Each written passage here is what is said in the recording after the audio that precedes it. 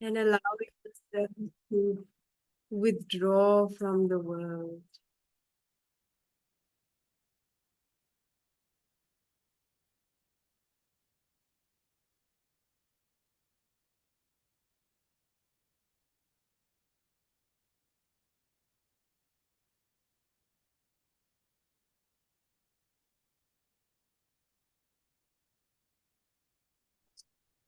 And noticing what it means to be sitting here in this room, in this space.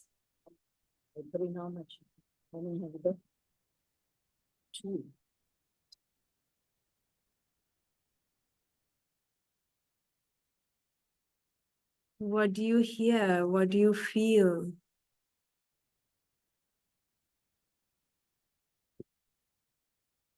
What do you feel? What does it mean to be in this body, in this room, sitting on this seat?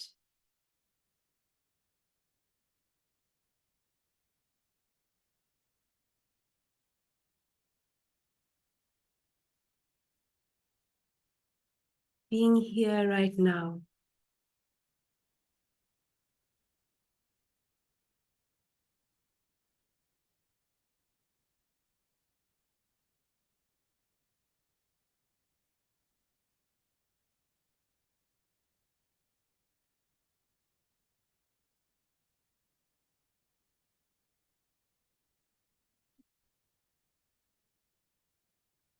And allowing yourself to feel.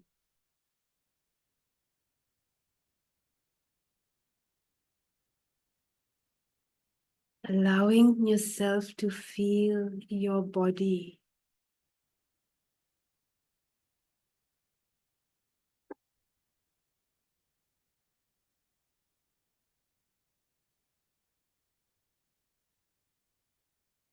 Allowing yourself to hear yourself. Feel your heart.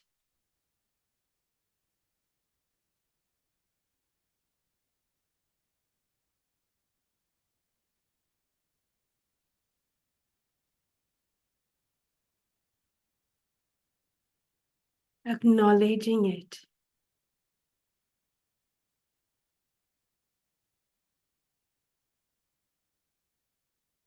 And letting yourself relax.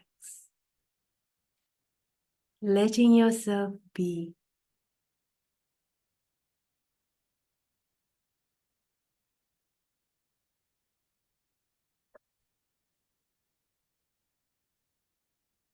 Allowing yourself to just be.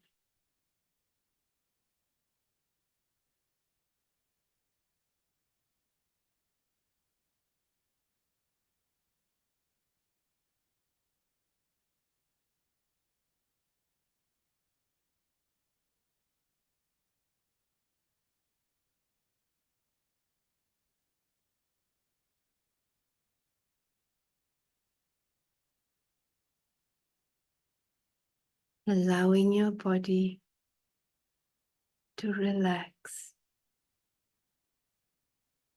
Nowhere to go. Nothing to do. Nothing to achieve.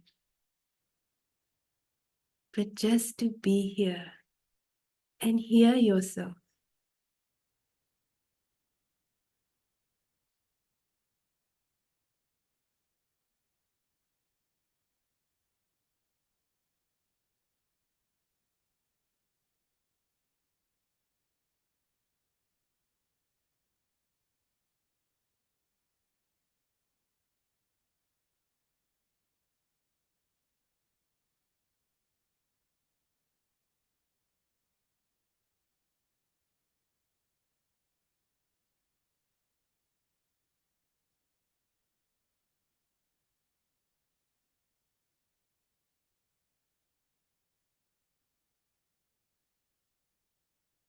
Accepting whatever comes just listening.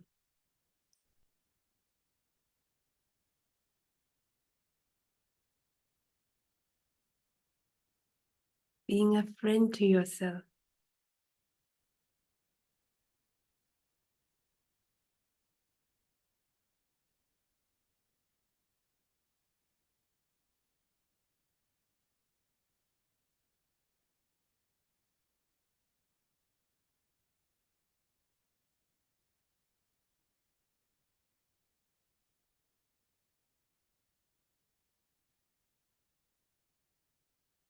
Noticing yourself breathe, noticing how your body feels.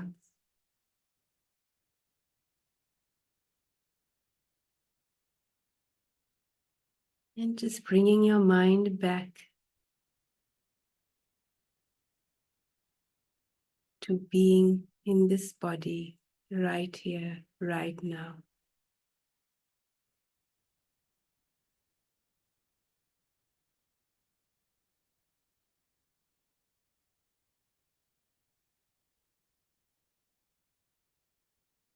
Okay, so hopefully your mind is a little more relaxed and quiet and looking inward and ready to hear the Dhamma.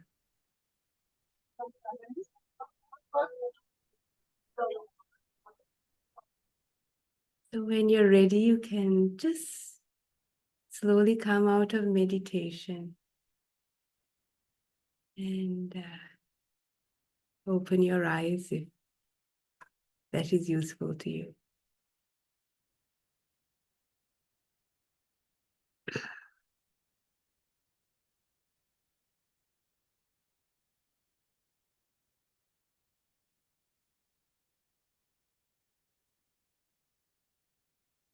All right. So I thought I'd speak today about something very simple. Because let me just mute this person. Oh, I'm not sure how to mute people. Okay, there you go. Thank you, Manori. Okay, so I just thought I'd speak today about something very simple because, you know, the practice, I feel, after so many years of practicing, that the foundations, the groundwork, the basis on which samadhi grows takes a long time to develop. And our monastery in Perth, we built a huge monastery here in the for nuns in Perth a couple of years ago. And I remember our abbot saying at the time, $1 million of that $3 million has gone into just the groundwork, just the foundation work, just before, not a brick has been laid. A third of the time and money has gone into getting a foundation before a building is built. Foundation like having water coming in there, having plumbing, having electricity coming, or just having a slab there, having the foundation level. It was an enormous amount of effort. And so also with our practice, we try and build the castle of samadhi and wisdom on a foundation that is, takes a long time to develop. And for me, I've realized going back to the basics, going back to simple things is what is nourished and what nourishes the heart and prepares it for the greater heights of wisdom. And really, that is our sila, our virtue. We take it so much, it's like a simple thing. Oh, just virtue, just keeping our precepts. But it's powerful. And when we don't keep our precepts, when we don't value virtue, we truly suffer. We suffer enormously. We even end up in hell. We end up in very painful places in this very life. So I thought I'd talk today I speak about Silanussati. Sila, Silanussati. So Sila, Anussati is, so the Buddha actually we all hear about mindfulness, sati, we're all trying to practice mindfulness by practicing mindfulness of the breath, metta meditation. All these are kind of the more popular practices nowadays, but the Buddha had all these anussatis that he spoke of, which they're very simple, and we rarely turn our minds toward it. So, for example, he spoke of, we know of like Marananussati, that's popularly known enough, Buddhanussati, recollecting the Buddha's quality, Dhammanussati, Sanghanussati. So those are kind of some of the Anussati meaning recollection. But Silanussati is something very simple, but we rarely ever do. Recollecting our own virtue, recollecting how have I kept the precepts? Because, we tend to have very fault-finding minds. I'm not sure about you, but certainly it seems to be an epidemic. I don't know, a sort of part of my education anyway, that we're trained to find mistakes. We're trained to notice what is wrong. Like you get an answer paper from, after you finished an exam, you kind of notice, dang, I didn't get that one right. You don't think of the 99 you got right. Sorry, you think that one I got wrong. You don't think of the 99 you got right. You think of the one thing you got wrong. And so we do that in our careers. We do that with I don't know, absolutely everything. And so when we turn to meditation, what do? We notice the things that are wrong. And if ever you speak to anybody, where you go for a meditation interview, what do? You tell the meditation teacher, well, this is my problem. I have a wandering mind, and we spend so much of our meditation and our efforts noticing things that are wrong. And so this practice of Silanussati, I personally took it up because it makes you notice the good things in yourself, notice the good things about that is going with your practice. And it's a bona fide meditation method. The Buddha, it is one of the Anussatis, Silanussati, along with Marananussati, along with Buddhanussati, Dhammanussati, Sanghanussati, Silanussati, and Chaganussati, Chaga meaning recollecting on your generosity. These are actually bona fide practices that the Buddha actually spoke about, recollecting one's own virtue. So this is such a simple and powerful practice because it is something we can do. We don't have to be like great jhana masters. We do keep our precepts most of the time. We are good people. We try our very best, but we don't rejoice in it. We don't take gladden our hearts with our goodness. It's not something that you do to sort of put yourself up, but it's a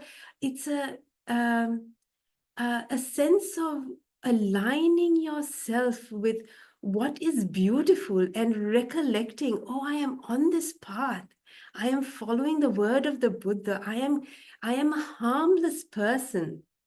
So recollecting your virtue it's a source of it's a source of joy. It brings gladness to your heart, and this gladness actually is what the gladness of non-harming, the gladness of um of yeah, of harmlessness, anavajja sukha. And that gladness is what leads the mind to joy, what leads the mind to actually leads the mind to piti, really. So so yeah, it's a bona fide meditation method, Silanussati. So the other reason that it is I find useful is that when we recollect virtue or recollect how we have kept our virtue, it also helps us to be very clear, helps us to be clear about what is worth following in my day and what is not worth following. So sometimes we just mostly we just go through the day and we come to the end and we just kind of go like, I should have done this, I should have done that. And we just collapse into bed in just out of exhaustion.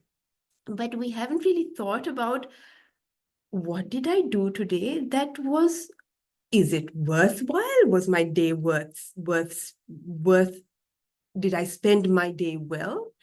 And so this is a little practice that I do before I go to bed. I go through my day. I go through, how did I wake up? How did I spend my day? And yeah, how did I keep my precepts? Where did I mess up a little bit? Did I tell a little lie somewhere? Did I exaggerate, sort of pretend to be something I wasn't? How did I just run through my day and see how I spent it. And then I give myself, little ticks, you could say. We are good at giving ourselves little crosses, but I give myself little ticks to, and this is where the Silanussati comes in. I go through, well, I kept my precepts, I could have told that little lie. I could have pretended to be, something I wasn't, but I was straightforward. I didn't get it. I didn't get it. So, so in this way, I am clear about what is Sila, what is moral, and what is not worthwhile following. So this practice of Silanussati makes you give yourself some clarity about what brings me happiness, what is worth following, and what is not worth following. So it's a good little checklist. Have I spent my day well? Have I spent my day to the best of my ability? So, yeah. And, yes. And so it inspires us. It inspires us to keep doing what has brought you happiness that day. When you reflect, well, I was a good person. I could have taken a gun and shot a neighbor. People do that. But I didn't, my whole neighborhood didn't. And it inspires us. It actually makes you feel good about yourself. So, yeah, so Silanussati, it is a way of giving yourself a clear moral compass, and it strengthens your moral clarity, and it inspires you to keep walking that same path because it brings you happiness. So what did the Buddha talk about as what is Sila? What is Sila? So Sila, as we all know, is the 5 Sila is of acts, good conduct of body, good conduct of speech, and good conduct of mind. So this is what how the Buddha categorized Sila, acts of body, speech, and mind. So we go through this. So I'm sure we all know what they are, but it's good to remind ourselves because, we forget these every day. And we make the same mistake every day, especially the ones regarding speech. So let's just go through them and very simply and see, have we kept this? And I have a friend who's an accountant. She's not here actually. She's also a Manori, and she's being an accountant. She has this kind of spreadsheet. She has a spreadsheet that she goes through every night. She has all the things that she should be doing during the day, or she'd like to keep during the day. So she has her 5 precepts, and then she has her right speech, and then she has other things like spent less time on the internet, talk to her mother, whatever it is, and in this way, she keeps a checklist of what these precepts are and have I followed them. So let's go through the precepts and remind ourselves.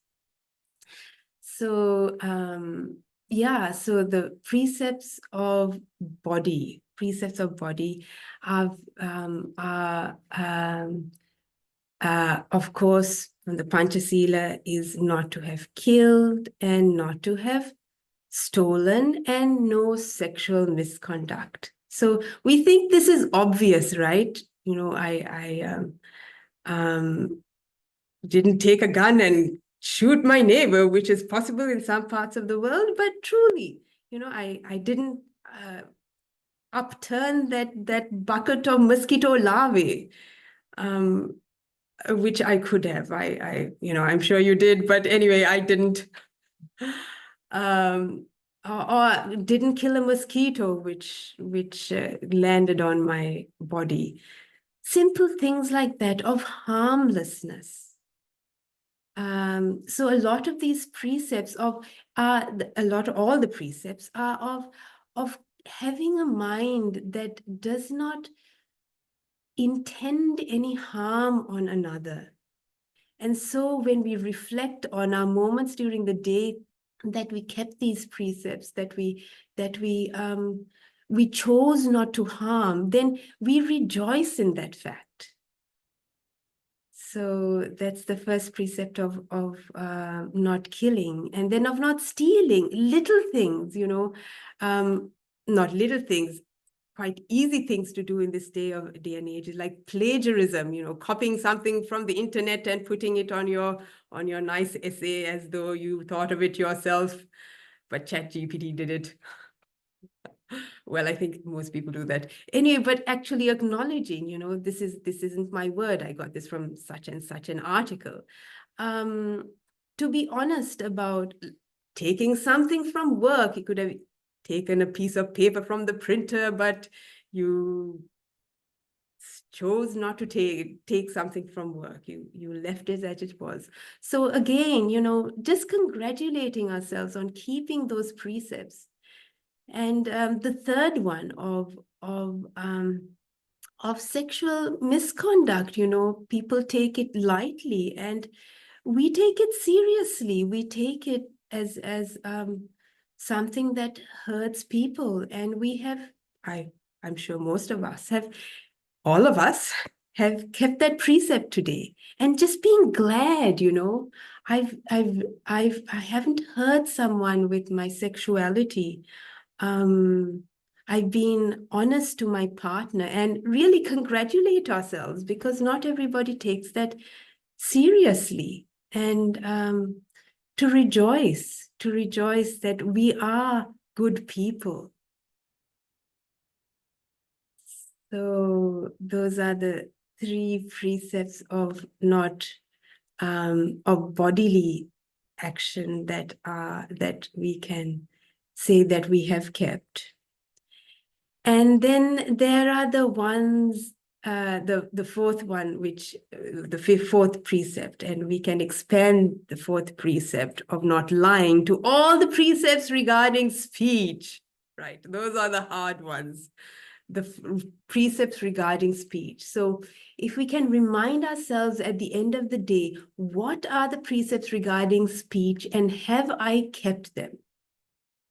So these are the ones that tend to be hardest to keep in society, but when we do keep them, we're really proud. So to remind ourselves the precept of the first one of not telling a lie, to be honest. And we think that is simple, but really sometimes, actually being totally honest, being brutally honest, it is actually so powerful, because you start being honest with yourself. You start being honest when you're honest with others. You start being honest with yourself. You start seeing yourself more clearly. You know,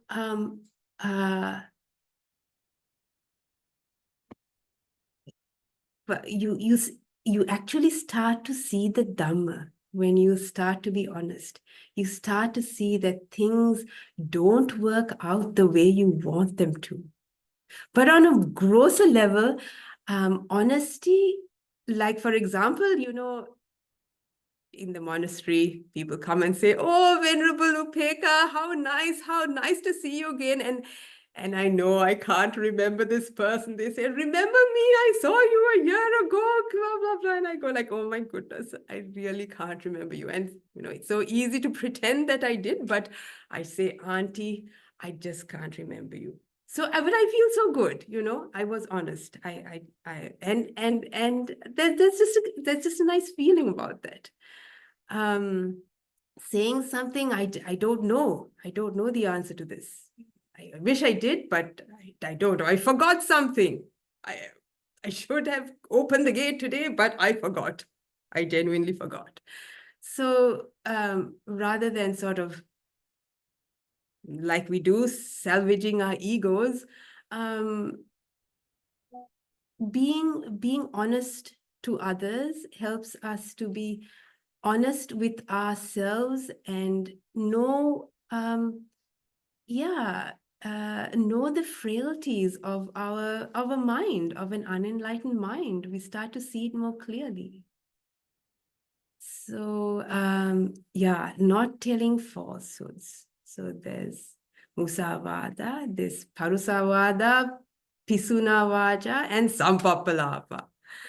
So the next one is of harsh speech. Harsh speech.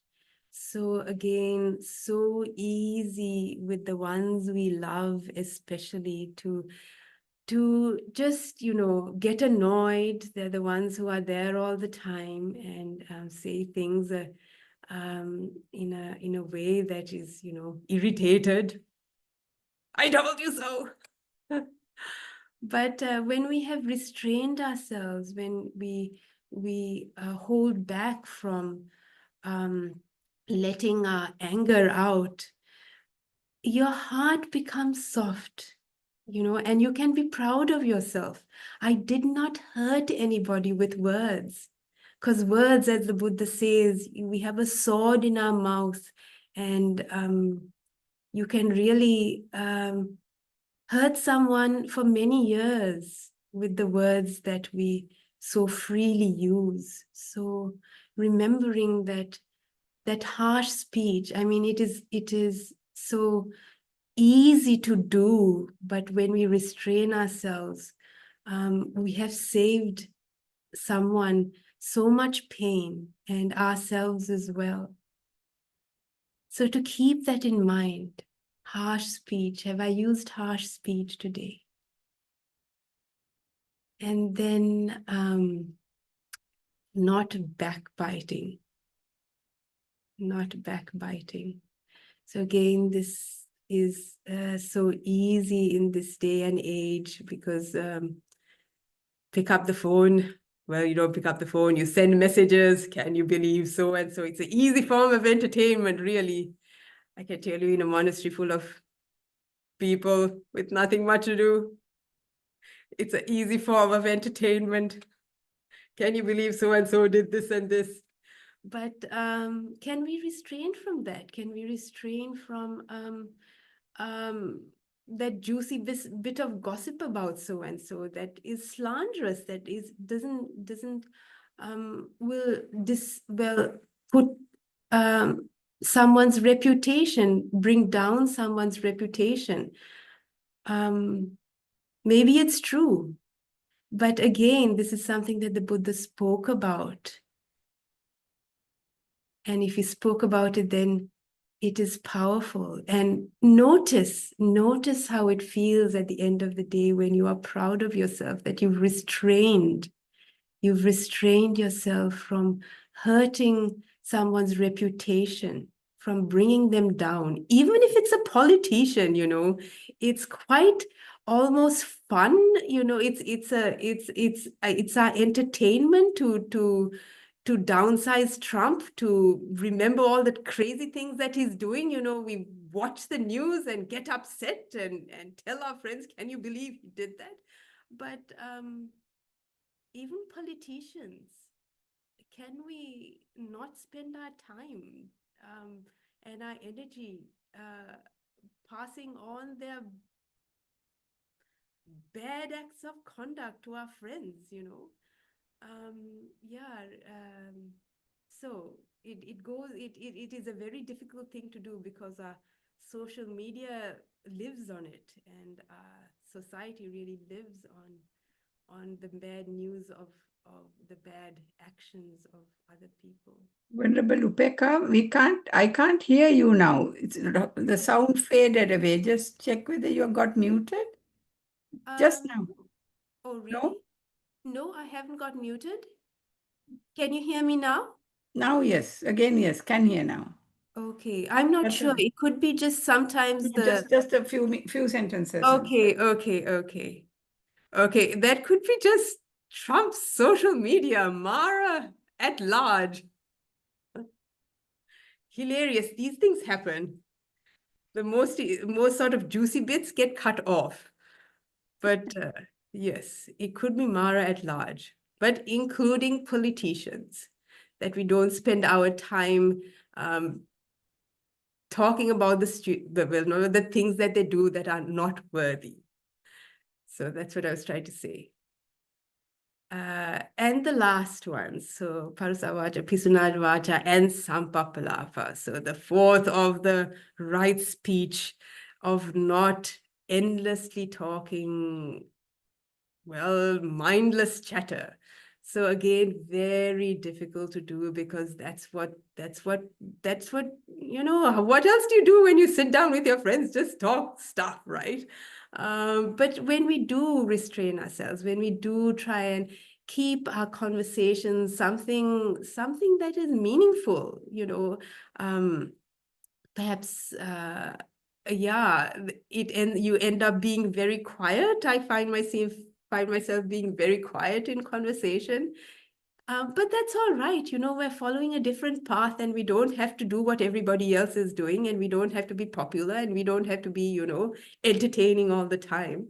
So to restrain ourselves from just mindless chattering and all of that, it helps our mind to quieten down, so that when we do sit for meditation, it isn't filled with things that disturb it, that was unnecessary. So can we, at the end of the day, say that we kept these four right speech, these four aspects of speech that the Buddha recommended as part of noble speech? Yes. So we have 3 acts of body and 4 acts of speech. And we could finish our precepts, I guess, and we could say not to have taken any intoxicating substances. So hopefully most of us here don't take any intoxicating substances. Sri Lankans think that having a little drink at the end of the day is quite all right, that's not a intoxicating substance, but it is. So, but being glad for the days that we don't, and really that should be every day. But not only that, the other intoxicating substance in our life is social media. I see coming out of the monastery, having spent since 2009, that's, my goodness, 16 years, through the entire time that the mobile phones have become all pervasive, and coming out and seeing how completely enveloped the world is, and so addicted to social media, and so easily addicted to social media. You just pick up your phone, and instead of talking to the person in front of you, you answer text messages, because it's just, I don't know, more important than spending time with the person in front of you. So can we hold back from being so addicted to picking up our phone and checking for message? Has somebody, I can see it happening to me. I actually had to start using a phone a couple of years ago when I started traveling, and how easy it is to, has someone sent me a message, or, I'm bored, let's see what's on YouTube, any interesting videos. But it dulls our mind, and before you know what, we can't do without it. It is quite scarily intoxicating. I don't know, the world, we're yet to see what these devices will do to our lives in the long run. And how what it will do to the power of our minds as we become more and more accustomed to it. So, but yes, I can definitely see that phones are a source of good and evil, and restraining from them, at least attempting to restrain from them for a certain time during the day at least, or restraining our time. But it is possibly another precept that the Buddha could have laid down if he came down to this earth right now. Yeah. So that's actually, well, it's not a 5 precept, but something to, I think consider. So yes, like I said, this friend of mine has all these, a spreadsheet of precepts that she keeps, and spending less time on the internet is one of her precepts. Yes, and so yeah, have we kept our 5 precepts by body, by speech, and finally, of course, the precepts of the mind. Those are the subtle ones, the ones that are moments of greed, moments of ill will, and moments of delusion, of ignorance. And again, of course, those are very profound. But can we say, today I could have been picking up things out of the fridge, putting it in my mouth, but I didn't. I didn't get bored and open the fridge and see what there is today, restraining ourselves in little ways like that. Or could I, for example, bought something online, but I didn't. I thought, well, I don't need that thing. Or little acts of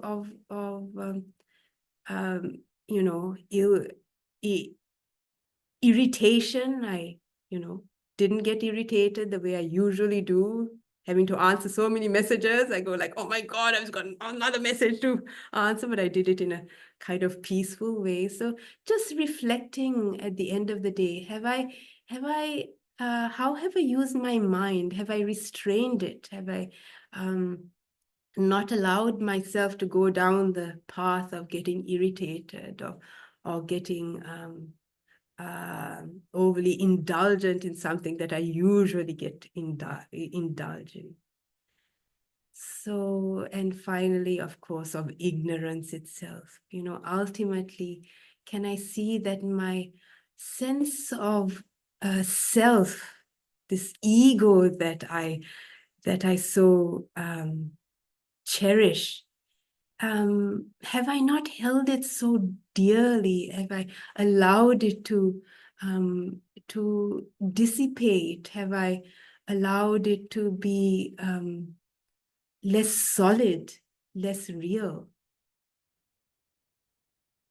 Again, quite profound, but we see it. We see our ego not quite so as big and daunting as it usually is. We allow it to not be so real, not be so in the forefront of our existence. So that's sort of slowly cutting away at delusion. Yeah. So those are what the Buddha talked about, of acts of body, speech, and mind, and of recollecting them. So you could recollect them in their entirety, or you could recollect them in just one precept, of speech. Whatever it is, it's a meditation. So so how you could practice this is like I said, at the end of the day, or just as during your hour of your practice of meditation, just bringing it to mind, bringing your precepts to mind. Or you could even bring up the precepts of the people around you, your family, and say, and rejoicing in their goodness, rejoicing in the goodness of my brother, my mother and father. They are good people. The people on my street, I am so glad that they are not throwing bombs at each other. I live in a peaceful place. So rejoice, just bringing those precepts up to mind, and then noticing how it feels in your heart. So going through them, either one at a time, an individual one, or about someone else, and then noticing how it feels in your mind to have kept them. Noticing that sense of goodness, of joy. What does that feeling feel like? What does it feel like to be harmless? What does it feel like to have aligned yourself with the Buddha's teaching? And then dwelling on that feeling, and hopefully it brings you joy. It brings you a sense of well-being. And this is a genuine way of meditating. So, yeah. So that is how you could practice Silanussati. So many different ways, but to bring it to mind and to dwell on it, and to rejoice in what is the Buddha's teaching, and that we are practicing it and upholding it and walking this path, and giving ourselves a pat on the back, instead of reminding ourselves, remembering what we haven't done, we should have done, what that person didn't do, what they should have done. Instead,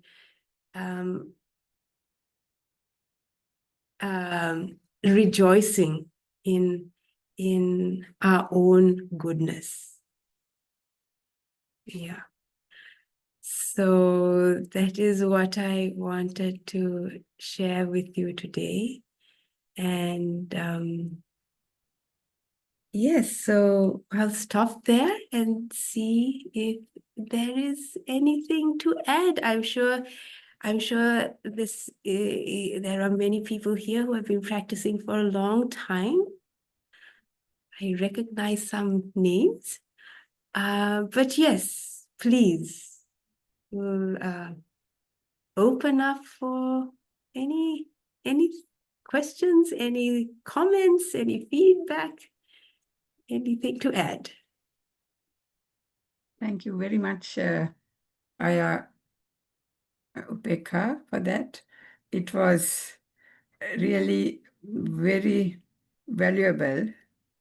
And though it looks simple, I think it is because, am I right or wrong in saying that there are those 10 things that I think a monastic has to think of daily, and that doesn't mean the way I looked at it, they can be slightly modified, some of them, for a lay person. And in that, there is this of how was my virtue today, or was it yesterday, whichever, which was started at the beginning of the day, or maybe at the end of the day, I can't remember. And the second one, say, you think I was okay, how would a wise person have looked at? So there are actually 2 out of those 10. And I think I also have a sneaking feeling they are called the Dasa Dhamma Sanya. Sutta, and in the Pirit book, the Piruvana Pottwahamsa, the Pirit book, starts with that, the 10. So That's it's very important, though we don't hear this. So thank you very much for telling us this. yeah. And Silanussati is so valuable, and you showed us how to do it and how relevant it is. And of course, social media is, I mean, the 5 precepts are huge, but the social media is threatening. It's a big threat, a huge distraction. You pick up the phone for one thing, deliberately wanting to only do that, but your eye falls on something else, and you get very easily carried away. It's one of the biggest distractions. So thank you very much for all those warnings. Yeah. It is quite scary when I come out of, like I said, I have been in the monastery by this whole iPhone business started. And my parents, I'm sorry, my mother's in the other room. They sit all together and they're all together on their phones, not talking to each other. And then, if them, what hope is there for the rest of the world? These are good practicing Buddhists who are trying to restrain themselves. So that's how easy it is how prevalent it has become, and how all pervasive this phone is in the world today. It's unbelievable. It's a lot of fake news also. Yeah, it's scary. You can't believe half of it too. That's even worse. We're filling ourselves with lies. I mean, what are we doing? Yeah. So I'm sure there are a lot of people who would like to comment or add or subtract or, ask questions. Shall we open? Please unmute. You can all unmute yourselves and also show yourselves, perhaps. That might be also good. Any questions? Anyone? Srima, you want to say something? Can I ask a question? Yes, of course. Yeah, actually, I don't recognize. Professor Vattapala's voice. I can't see him. Yeah, Yes. Hello. Sadhu. Yeah, okay. I think I should say that it was a very, very useful Dhamma talk, because we do so many higher flown things, but we really do not look at the basics. I think this is something that I also have noticed, and I think this really gives us a sense of maybe evaluating ourselves to see what we are doing is really useful to us. I just want to ask a small question now. There is, of course, some suggestions that people say that you keep a book and you write all the good things that you do, so Yeah. maybe that you can Yeah. remember it. But I was just thinking that maybe, say, supposing if you do some bad things and if you also maybe make Yeah. some mistakes, Yeah. that should also be done so that you can maybe overcome those bad things and later say, I've been able to overcome them and become a good Buddhist. What are your sort of Yeah. experiences on that? Good point, good point, good point. I think it depends on one's tendencies because, well, it depends on one's tendencies because I don't know, you all probably don't fall into this problem, but a lot of Westerners and a lot of my fellow monastics have tend towards low self-worth and writing down one's mistakes might actually heighten that. This is probably not something for people of your generation, but certainly people who have been brought up in the West, who are surprisingly well educated and talented for all it's worth, have low self-worth. I've seen this so many times that it's an issue. So it might not necessarily help you, but if it does help you, again depends on your disposition to say, okay, this was a mistake. So the whole point is not to keep account, but how does this help me to grow? And perhaps keeping account, okay, this is a mistake that I made. If it helps you the next day to go like, okay, I didn't do that today. Yes, perhaps it's a good idea.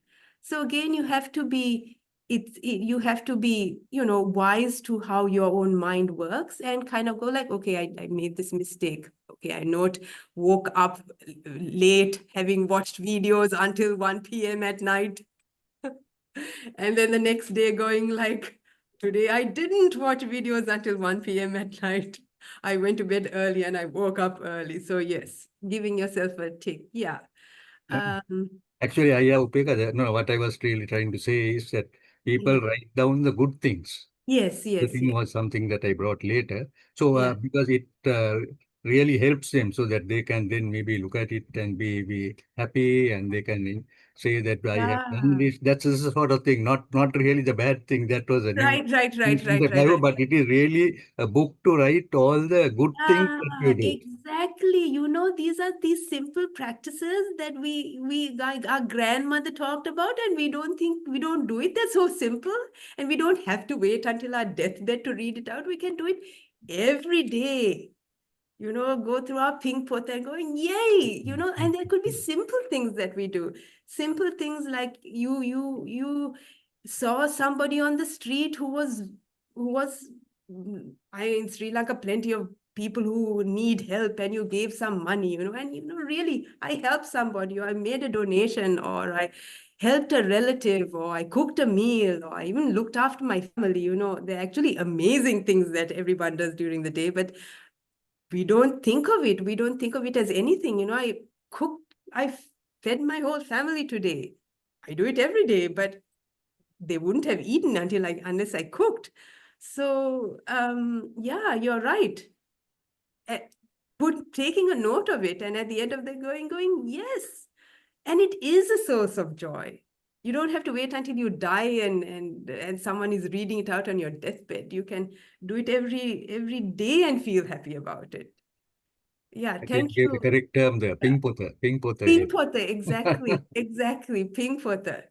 I actually have a pink potter. It's a pink iPad potter.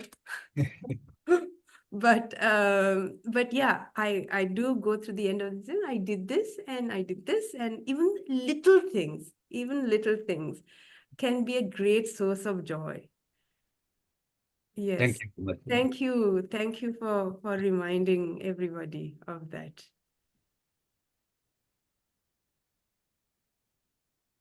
Yeah. Any other questions? We have a large number listening. Okay.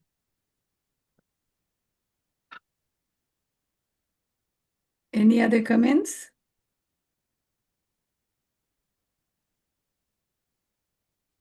Samantha? Samantha's hand is raised, yeah.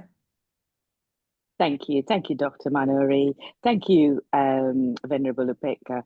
That was a really Samantha, you're muted. You're muted, Samantha. Oh yeah, sorry. I unmuted and then I muted myself.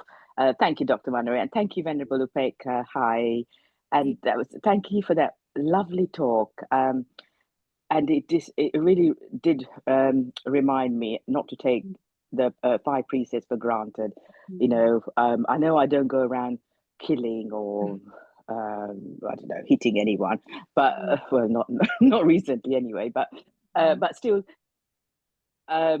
it's little things, even like, you know, if you step over an ant or a little fly or something, a mosquito, rather than, you know, kill it, open the window and let it go or something like that.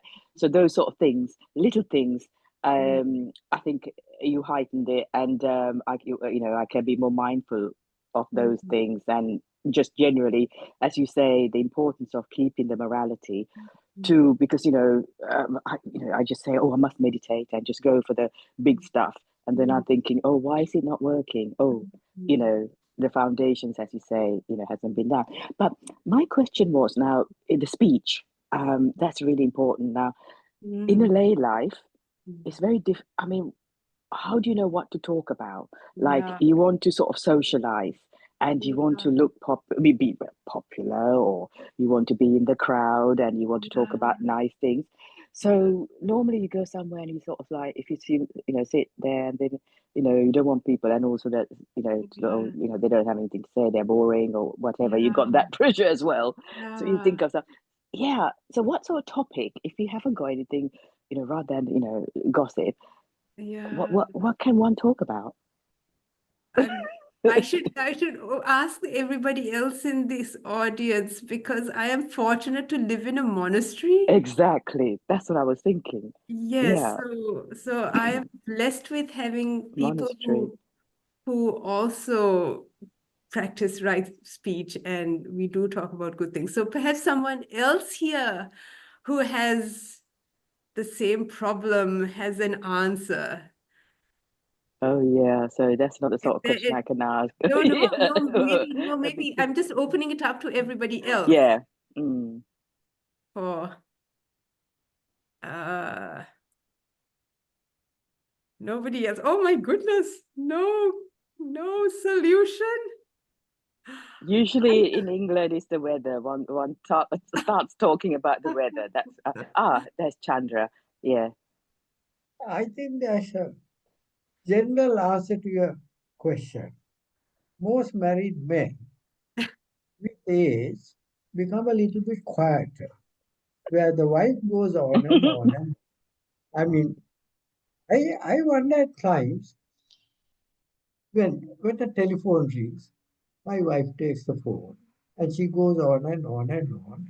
And I wonder what the one who called wanted to say. And then at the end of it, I ask her, who rang and what was it about? Then it was a very simple question, but all the talking was by my wife. Now in the kitchen, I spent a lot of time with her cutting onions and doing little things, washing up. But she goes on and on and on, and she mentions some very important things, as well as a lot of things that are absolutely useless. At the end of the day, I have forgotten what was important and what was useless. And when the point comes, she says, I told you. I said, oh yeah, I might have, but I've forgotten. And then sometime later, this thing goes on, and then I ask her, when are we going there? I told you again. So see, the problem is you you tend to lose attention. This is another thing. As you said, of course, people like to gossip and say things, but over the years, probably, I mentioned earlier also, I tend to think of what's going on within my mind. You know, I told you it's about this living meditation. So when she goes on, I'm thinking what's going on within my mind at times, so that her speech gets a lot sort of reflected away. So these are important way how people, when they are together, how much attention one pays to the other, and how important for one to be talking about maybe Trump, as you said, or maybe Putin, or that other comedian, who knows. Anyway, so this is the thing about gossiping. Some are quite interesting, some are really useless to the other party. So as you said, I don't know, it's an individual thing as well, isn't it? What do you think about that aspect of each one's mind, how it works during gossip? That's a good idea, Uncle, just to look at your own mind. And maybe mindful gossiping. with mindfully and with morality and with good wise anyway. Yeah. What is my intention when I'm sharing this news? Is it to kind of like excite the conversation and make myself popular, or am I thoughtfully sharing something that is of value for someone to reflect on? Yes, noticing your intention, perhaps, when sort of gossiping, so to say, gossiping. Where am I coming from? What do I want to get out of this conversation? Is it for the benefit? Is it for their benefit? It could be something entertaining for someone's benefit, in a good, genuine benefit. So yeah, I end up being very quiet. So this is okay because I'm a monastic, and it's okay to be unpopular and be quiet. You won't be invited to that place again. I don't know. Thank you, Venerable. That was a very, and Chandra, thank you. Yeah, it's interesting answer. It is a difficult one. It is a difficult one. But our practice is more worthwhile, at the end of the day than keeping up appearances. So valuing your quality of mind is of far greater importance, and walking the path than keeping up appearances. Ayya, we have some comments on the chat. Shall I read them? Yes, please. It says, wonderful talk. We learned so much. Thanks so much. May the Triple Gem bless you. Gunendra Sellaheva says, thank you for a good sermon. Mangala Samarakon says, thank you for a lovely sermon. Then we have Narada Varnasurya saying, can you please clarify a bit about the point that Manori raised, 10 points for a monastic life in contrast to a lay life? Right. That is the 10 points of reflection for one who has gone forth. And one of them is, yes, if what Manori pointed was, if a wise person, could they find fault with my conduct? My spiritual companions, or a wise person, can they find fault with my conduct? So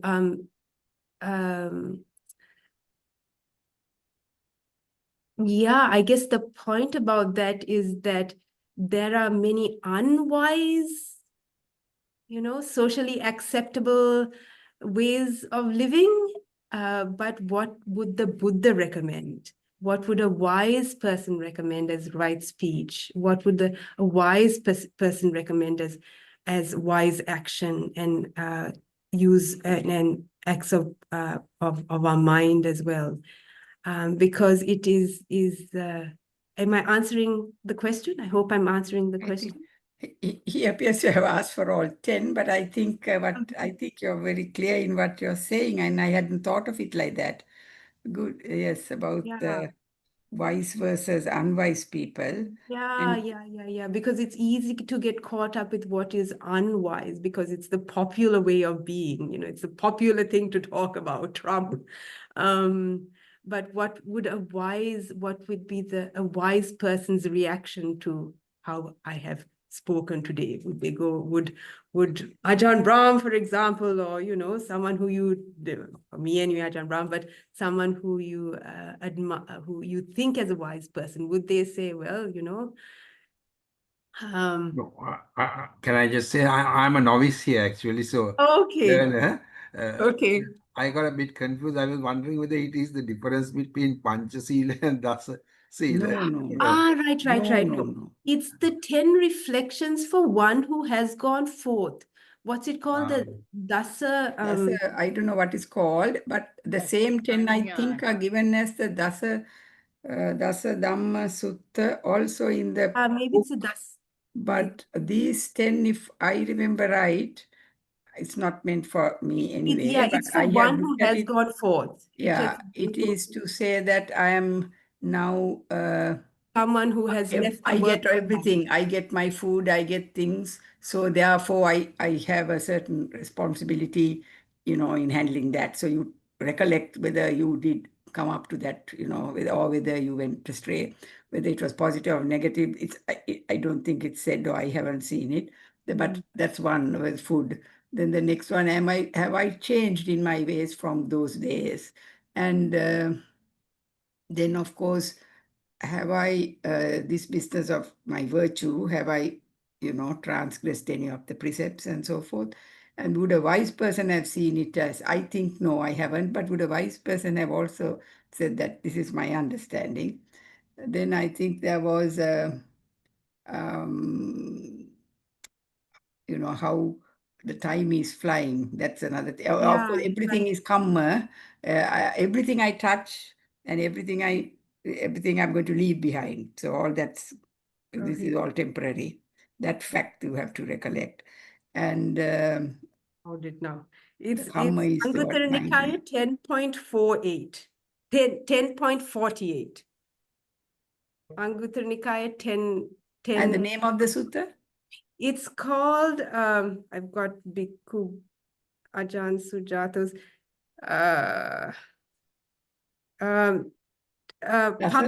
Pabbajita Abhinya Sutta. Pabbajita Abhinya Sutta. 10.48. But, and also that, have I been better than yesterday sort of thing is also there, because the time is running short. Is there very clearly, I think. Yes. Time is running short. And do I delight in solitude or not? That's the last one. Do I really, really, honestly delight in solitude? Yeah. That's the last one. It's actually not the last one. The last one is the scary one. The last one says, have I attained Uttari Manusa Dhamma? That's basically, have I become an Arya? So that at the end of my life, when my spiritual companions question me, I can say, you know, I have attained superhuman, I am an Arya Puggala at my deathbed. So that's the actual last one. It's quite a high standard. I think there are variations of these 10. Is there? I think there are milder ones.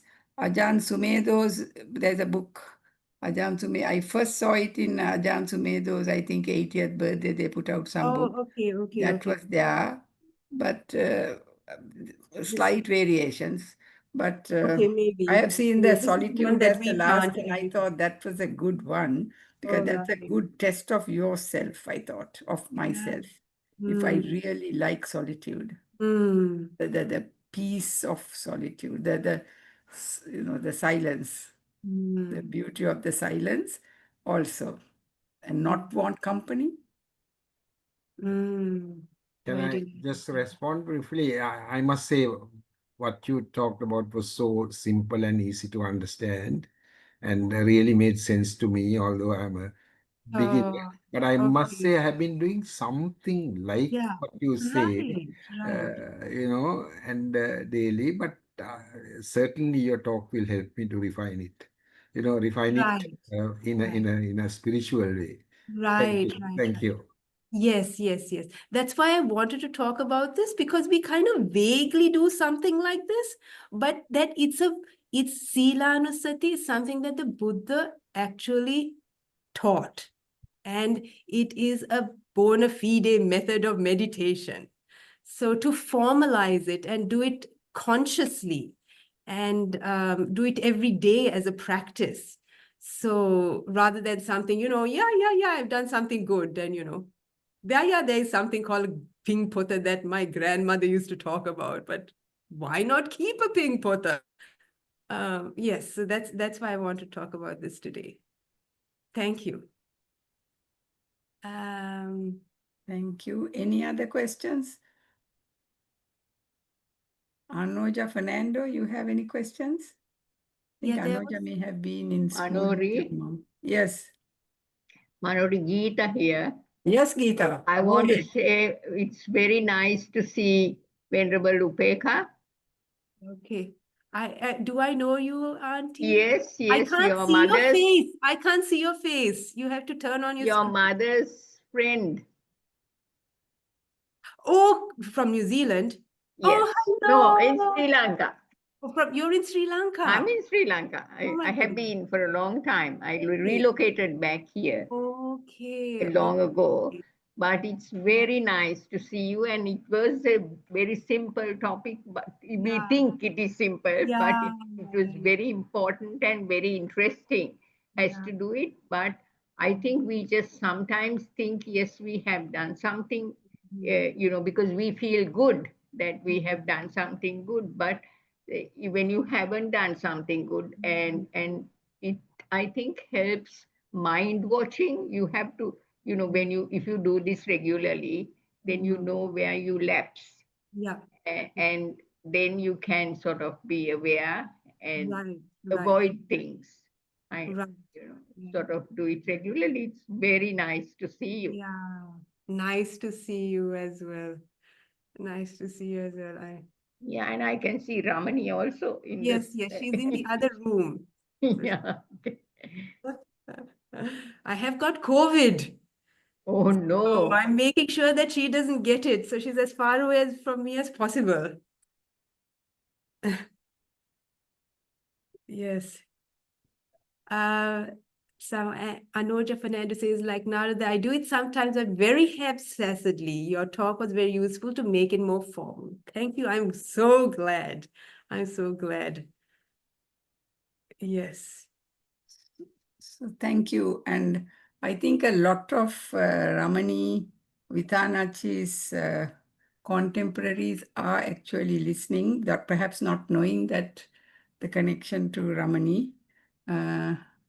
I think Anuja Fernando probably was with Ramani's time. Am I right, Anuja Fernando? Anuja?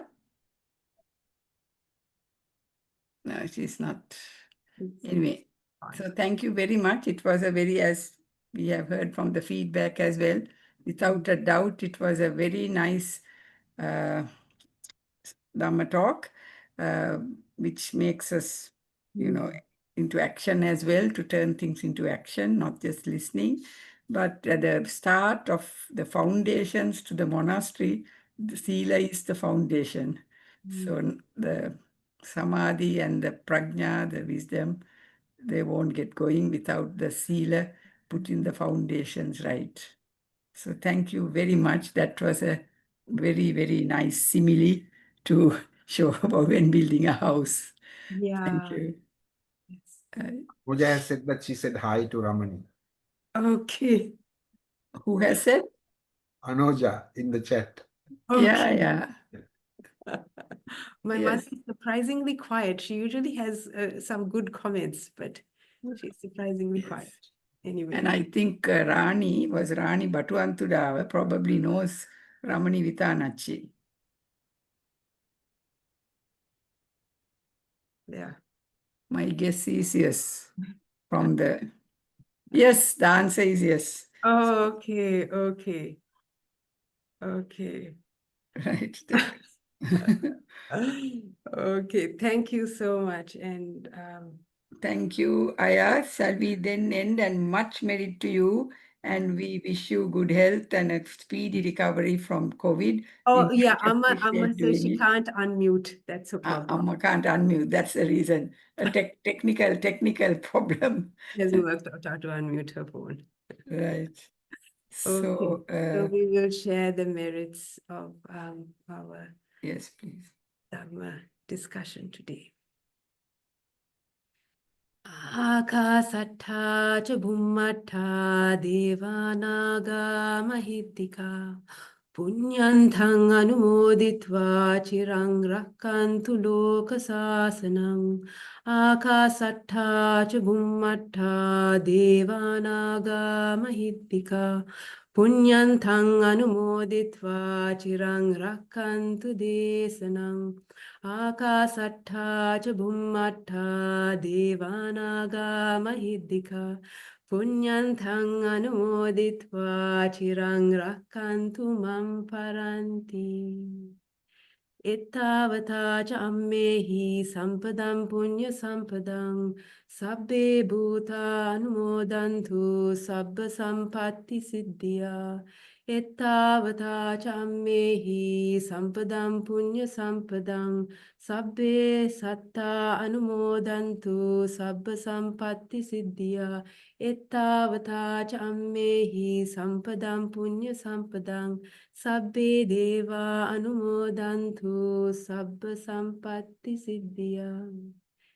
Idam me jnatinang hotu sukhita hontu jnatayo. Idam me jnatinang hotu sukhita hontu jnatayo.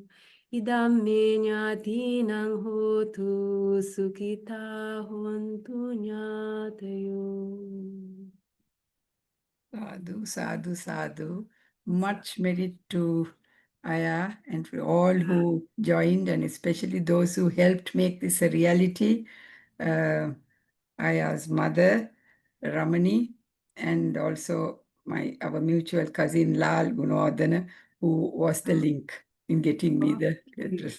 Much merit to all of you and to all those who are listening.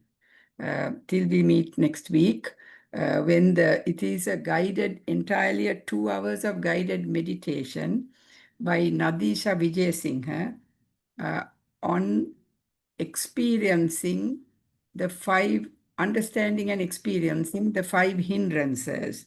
I especially arranged this because I know there are some newcomers, and so we'll extend the session by half an hour and have a guided meditation with the 5 hindrances. That is next week. Please do join usual time. Much merit once again, Ayya Upekkha, and a speedy recovery.